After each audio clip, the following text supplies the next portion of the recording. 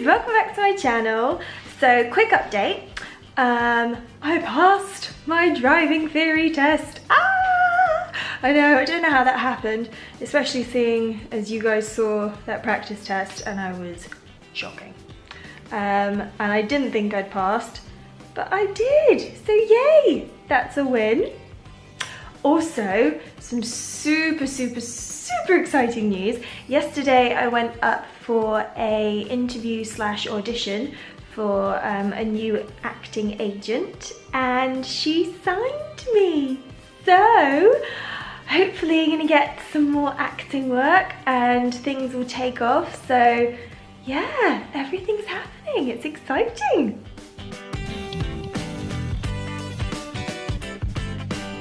Okay, so that was my quick update.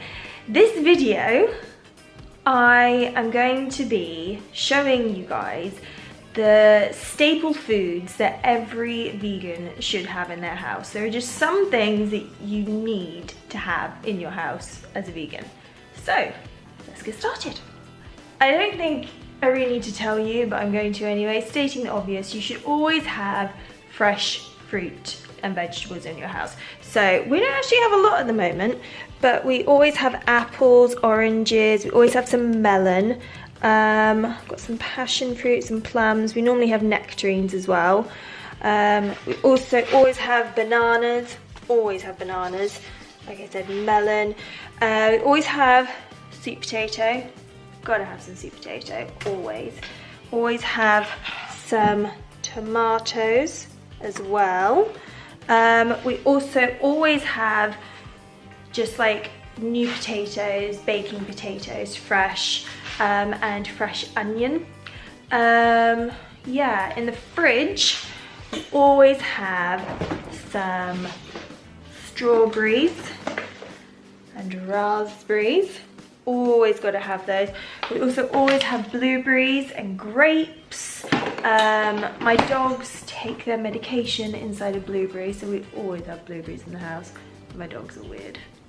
You guys know me, I love my salad, so we always have some bagged salad. I wish that we could get more like salad leaves and stuff that weren't in plastic here, but it's so difficult to find, so unfortunately I have to deal with the plastic. So we always have bags of salad, we always have red cabbage, also put my salad, cucumber, celery, radishes, sugar snap peas, and then we always have some broccoli in the house, some carrots. Yeah, we always have that sort of stuff.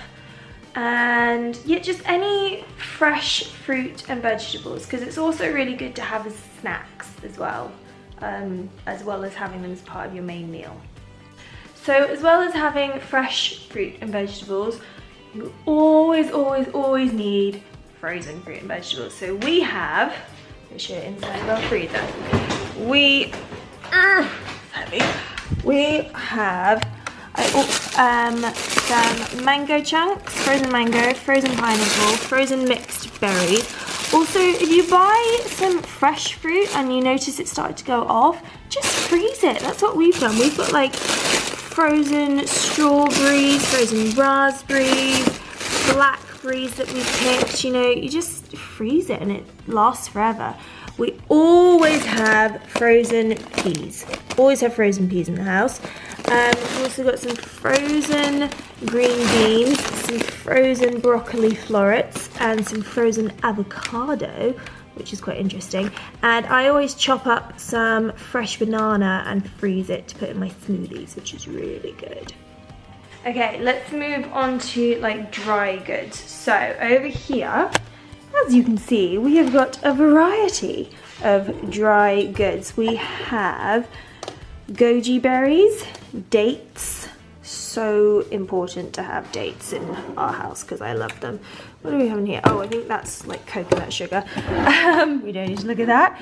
In here we've got walnuts and Brazil nuts, gluten-free oats, almond flour, whole almonds, some sultanas, slithered almonds, which is really good, some more sultanas. Oh no, those are cranberries, dried cranberries, sultanas.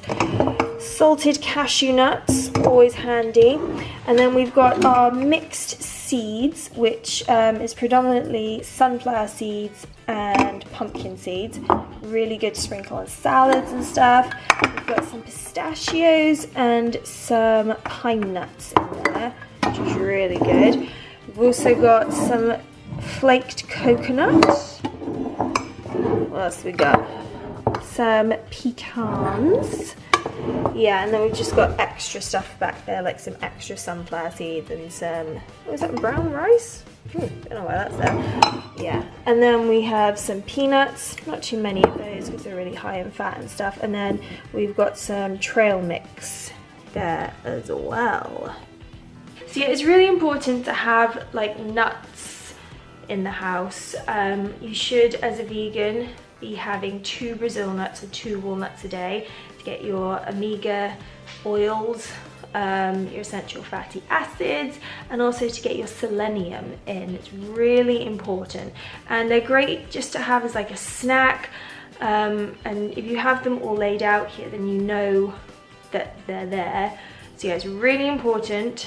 Staple food in a vegan household, dried nuts, but don't go crazy on them because nuts are quite calorific. You know, don't eat a whole pack of cashews. Well, I suppose you could if you really wanted to, but you know, not every day. Just because something's healthy doesn't mean that you should go into excess of it. Something can be healthy, but it can also be exceptionally calorific, like cashews. Yeah. You should also always have some chia seeds in the house. Super great to add to smoothies, to make chia pudding, to put in baking. This is a mixture of white and black chia seeds. There is no nutritional difference between black and white chia seeds. I don't really know why there even exists 2 types, but there is. Also quinoa, guys, quinoa is amazing. Super high protein, complex carb, just get it. Now this looks like a lot of scary things, but don't be freaked out. These are just like essential supplements that you should have in your house. Even if you're not vegan, you should eat some of these actually. Not just for health benefits, but just because they taste really good. So obviously I've got my protein powder, my rice protein powder, which is amazing. I add that to smoothies, I add it to baking. It's just so good. And then we've also got, which I add to smoothies, is some acai berry powder, some green coffee extract powder, and some matcha powder, green matcha powder. I add that to all my smoothies, just for energy, things like that. Spirulina powder, really good, guys, look it up. It has so many health benefits. Baobab powder. Now it kind of tastes a bit like sherbet in a way. It's got a sweet taste to it, so I add that to fruity smoothies. And then maca powder, so good. It's like almost caramelly, especially when you add it to smoothies and baking stuff. It's super good. Cacao powder, healthier alternative to cocoa powder. It's just awesome. Get some. And then you've got cacao nibs, healthier alternative to chocolate chips. They have so many health benefits, guys. And then I always add to my smoothies, and I put over my salads and over vegetables, my linseed mix. This linseed mix has sunflower and pumpkin seeds ground up into it as well. It's really good, but you can just use golden linseed. Yeah, it's brilliant. Linseed is also another name for flaxseed, by the way, don't get confused. And then we've almost run out. We need to get some more hemp seeds. Super good for you as well. So yeah, those are like all the supplements that we add to our foods. We also have a huge variety of spices on our spice rack, guys. Turmeric is the best spice in the world. It has so many health benefits. Get it. You have to cook it with black pepper though, otherwise the health benefits don't come out as much. Also, one of the best things that I've discovered ever asafoetida, helps with bloating. It has kind of like an oniony garlic taste as well, so I sprinkle that on pretty much everything that I cook. Get some. Guys, get some nutritional yeast. It tastes like cheese and it's incredible, and it's fortified with B12, the never-ending thing that we vegans always hear about, that we don't get enough B12. Get yourself some of this and it just adds some to it. It's so good. I sprinkle it on vegetables. When we're trying to make something taste a bit more cheesy, we add this to it. It's amazing. Okay, so I'm going to move on to like liquids that you should have in the house, like oils and stuff like that. So you should get yourself some of this amino acids. They're incredible. It's basically a gluten-free natural soy sauce alternative. It tastes exactly like soy sauce, but it has so many good things about it. No nasties, and it's just brilliant. So get yourself some amino acids. Oil-wise, we don't really use olive oil that much because it's quite, you know, calorific, quite fatty. So I use rapeseed oil. We also use, but we don't have any at the moment, which is really irritating, rice bran oil. Really, really good. It's just brilliant. It's a great alternative to vegetable oil and olive oil. And of course, guys, apple cider vinegar. It's incredible. It can be used for so many things. It's just amazing, but you have to get it with the mother. That sounds really weird, but don't just get apple cider vinegar. It has to be apple cider vinegar with the mother, okay? Important. Coconut oil can be used for everything. Use it in cooking, use it in baking, use it for your hair, use it for a moisturizer, use it to clean your teeth, use it to take off makeup. Oh, it's just amazing. Get yourself some coconut oil. I don't know if this is something that every vegan should have in their house, but I think it is. Also, being Canadian, you need maple syrup, guys. It's a great sugar alternative to, you know, nasty refined white sugar. Can be used in baking, can be used in cooking. It's just amazing. Get maple syrup. It has to be pure Canadian maple syrup though. Also, guys, you know I am obsessed with my hemp oil. I eat it, put it on all my food, and also I use it to wash my face because it's great for acne. It's green, so it gets rid of any red colour. Also, it's the only oil that is non-comedogenic. It's a big word. Basically, it means it doesn't clog your pores. Milks! So I only use almond milk. It's just because it's my favourite one. It's the least calorific one as well, if you're looking for that. But I just find it's my favourite one. My mum loves cashew milk, especially in her coffee. She finds it makes it really creamy. We also have coconut milk. We also normally have soy milk, but I think we've run out, so we need to get some more soy milk. There are so many different types of plant milk, guys. There is no excuse to not have plant milk anymore. We also have quite a lot of vegan butter. Mostly that's because of my baking. So for baking, I use Vitalite. It's great. I also tend to put that on my vegetables and stuff. That's the one that we use the most. But we've also got this one from M&S, Plant Kitchen. Really, really good. Another great one is Tamor, but you have to get the one in the blue packet, 'cause the one in the red packet is not vegan. So I use that in my icing, like my frosting, and the same with Trex. I use that in my frosting as well. So lots and lots of different types of vegan butter. Vegan sources of protein.